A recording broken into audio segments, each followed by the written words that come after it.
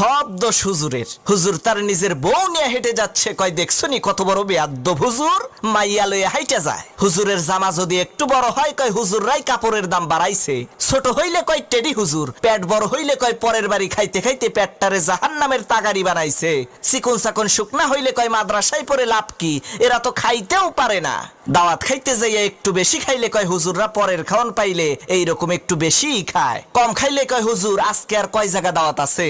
হুজুর একটু দামি পোশাক পরলে কয় অহংকারী, কম দামি পোশাক পরলে কয় ফকিন্নি। হুজুর একটু ইংরেজি বললে কয় ভাব মারায়, আর ইংরেজি না বললে কয় খ্যাত। অনেকে আবার কয় এই দেশটারে হুজুররাই শেষ করছে। অমুসলমান, কুত্তা মরে, ছাগল মরে, বিড়াল মরে, জানাজা হয় না।